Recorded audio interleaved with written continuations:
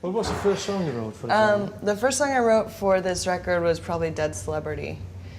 I just kind of went downstairs, and which is where the studio is. We have a studio in the basement, and just played it. And a lot of the songs on this record I try and keep like not necessarily the first take, but within the first session, so the first like hour. So you're just writing it and recording it kind of at the same time, which is similar, you know, to the last record. It's just something that I think works for me. So Dead Celebrity was like that. Like I just went down and basically ended up keeping that. And what triggered this theme? Well, it's just something that we do now, right? It's like when someone dies that's famous, we go and look about their life online.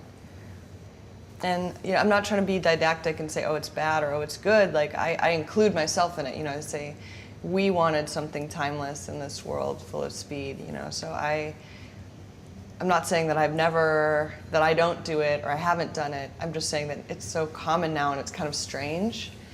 And I'm really drawn to saying weird things in lyrics that feel like almost it's breaking a rule to have it be in a song.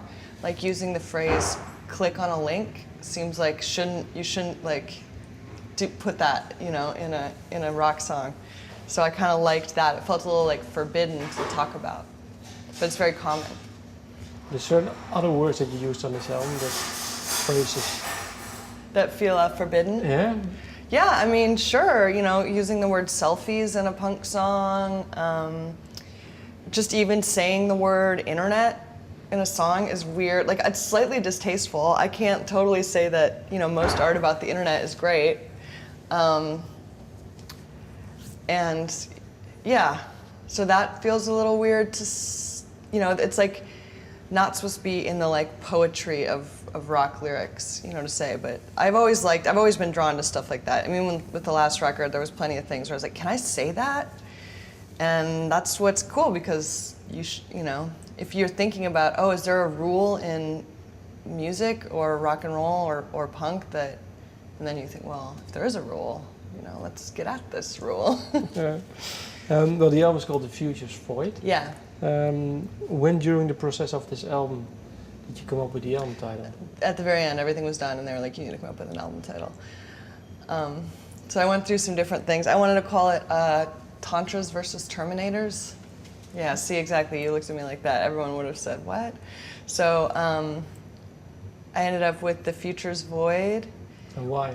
Well, I think it can be interpreted a number of ways. I like that. Like, there's lots of things on the record that can be interpreted one way or another, either like a pun or it has double meanings. So The Future's Void can be like, you know, the future is void. There is a void that belongs to the future.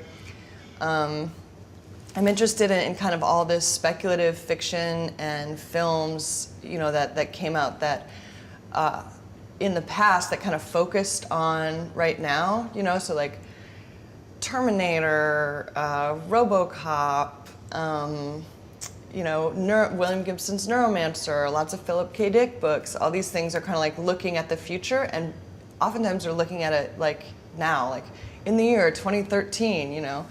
So I kind of wanted to give us a chance to like look around at what's going on. And I also think it sounds kind of funny. It's kind of like, you know, this is a very West Coast record for me, and it sounds kind of like a West Coast California surfer, like skater, stoner, being like, you know, future's void, brah, you know, like type of thing. So I imagine it as being like in an apocalyptic like film from the 80s about right now, like what some stoner in like leather would spray paint on the side of a building or something. Is it, well, you said some sort of California album? Why? Or it's like a West Coast, I think, because yeah. Musically they're a lot of the noisier elements, you know, are kind of like these, there's some analog modular synths that starts out with a very like noise and bass, kind of a binary element, and I feel like that is kind of I picked up on a lot of that when I used to go to a lot of like noise and experimental shows in LA and Oakland. And then the other part of the album that's kind of there is, you know, I just moved to the Pacific Northwest, which is like, I'm in Portland, And right around there is like Olympia, Washington, where they have like K Records and Kill Rock Stars, and then around there is Seattle. So I'm kind of like, that's the other part. So it's all it's all like American West Coast, a little bit.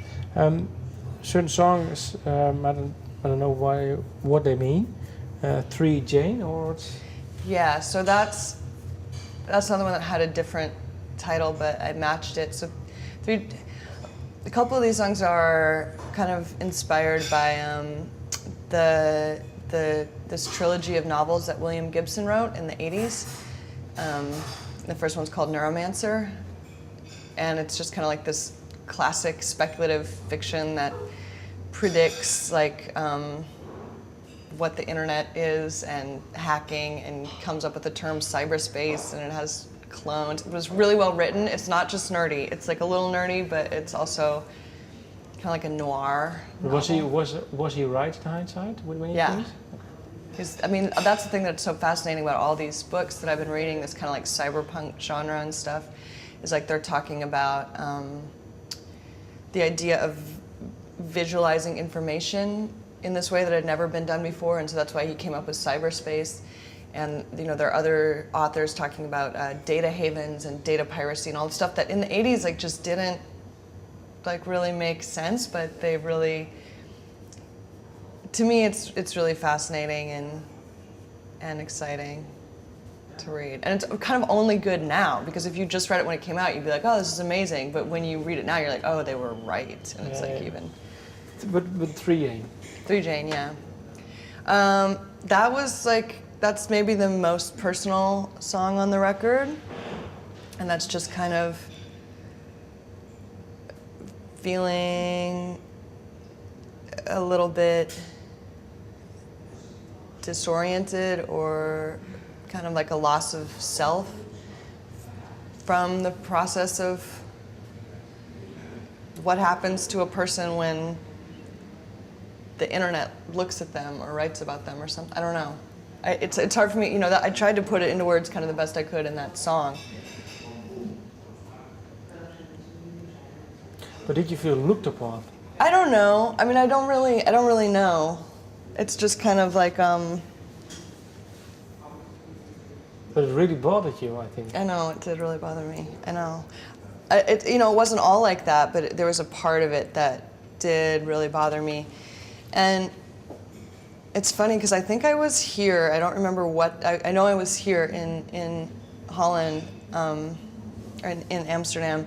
I don't remember who was interviewing me, but they said, oh, your Pitchfork review came out. Do you want to know what you got? Like all this stuff, like asking me, it was just very like strange, and everyone would be like, how does it feel to have this happen? Like, how does it feel to have whatever hype or something? And I know it's like a very standard journalistic question to ask someone, how does it feel that blah, blah, blah. But I think what I was trying to do is trying to answer honestly, with this record, and maybe also express some of the things that I didn't feel like I could express at the time, which is just some of the kind of like anxiety. But was it hard to even make music? With this record? Yeah. I mean, knowing that people would listen to it, knowing that. Yeah, but I mean, I also, I did kind of what I needed to do, which was I took some time off where I didn't. I just kind of hid out in Portland and was just kind of. I don't know. It's always hard to make music, I think, with the second record. I think that's like a classic thing. Yeah, but I think it's not your second record. You don't think so? No. What do you mean? I think you had many albums already. You think? Oh, because with Gowns and. Yeah, but it feels to you like your second album now. Yeah, okay. A little bit. Okay. It feels like the second. It feels like whatever is about the pressure of the second record, whatever like fucks people up. That's what I had this time. But do you look on the internet now for yourself, or? Mm-mm. A little bit, but not. I don't want to be like I don't want to act like I'm completely obsessed with this thing and it like ruined my life or anything like that. I just am trying to express something that I feel like hadn't been expressed very much, and that's always interesting to me, like things that haven't been talked about. Next song on the album, Cthulu, what is it? Cthulu. Cthulhu, what's that? My last question. What is it about, or what is it? It's just kind of a rock song. I don't know. I wrote the lyrics years ago when I was improvising onto a tape, and then we just tried to like make it, you know, kind of trying to mess around with like industrial music, which also feels like something that can be really fun but hasn't been looked at for a while. At least not in my circles. I'm sure there's a thriving scene, but yeah. So yeah, just kind of trying to have fun, throw back, you know, like rip off some like early Nine Inch Nails stuff, and just kind of be like, yeah, rock out to it. Thank you for your time. Yeah, thank you so much for having me.